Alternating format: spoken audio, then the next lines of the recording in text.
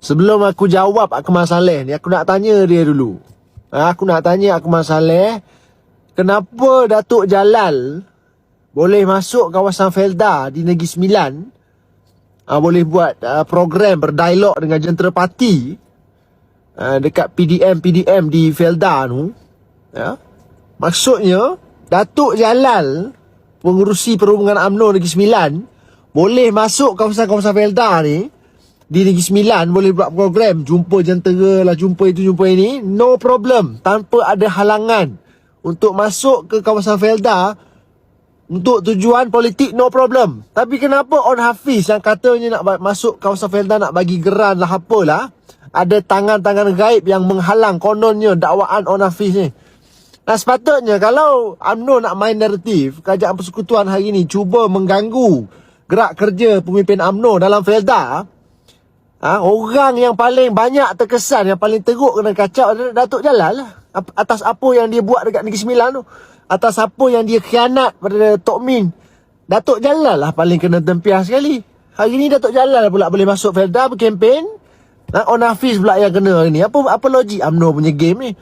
Takkanlah Akmal Saleh yang cerdik pandai ni, dia tak tahu Felda ini ditubuhkan bawah Akta 474, Akta Kemajuan Tanah 1956. Segala fungsi, segala kuasa Felda ini dilaksanakan melalui lembaga Felda. Siapa kepala kepada lembaga Felda? Pengerusi Felda. Siapa pengerusi Felda ini? Datuk Sabri Cik. Datuk Sabri Cik ini kawan baik pada Akmal Saleh. Apa peranan Datuk Seri Sabri Cik ni sebagai pengerusi Felda? Dia mempengerusi, mengawal pelaksanaan dasar, pentadbiran hala 7 Felda, semua bawah dia. Maksudnya dalam hal-hal yang melibatkan operasi pentadbiran, pengurusan Felda ini, Datuk Seri Sabri Cik selaku pengerusi bersama lembaga-lembaga Felda ini mempunyai peranan, mempunyai kuasa yang sangat-sangat signifikan berdasarkan Akta 474. Felda hari ini diletakkan di bawah KKDW, Kementerian Dasar Wilayah. Portfolionya berada di bawah kelolaan Presiden UMNO sendiri, Datuk Seri Zahid Hamidi. Datuk Seri Zahid pun dah keluar kenyataan, katanya tak ada arahan daripada pejabat dia untuk menghalang On Hafiz ini masuk ke Felda. Cerita dia sekarang ini, On Hafiz ni apa drama yang dia nak buat ni? Jadi kita nak cabar UMNO Negeri Sembilan ni.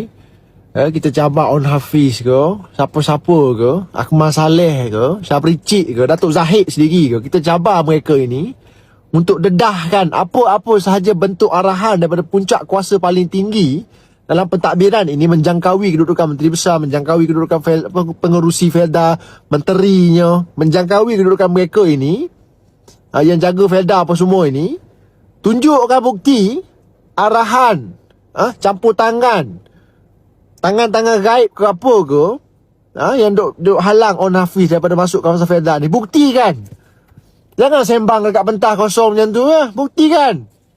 Dalam masa 24 jam, kalau On Hafiz dia tak boleh tunjuk apa sebab dia dihalang masuk kawasan Felda itu, maksudnya dekat sini kita boleh simpulkan On Hafiz ini membohong.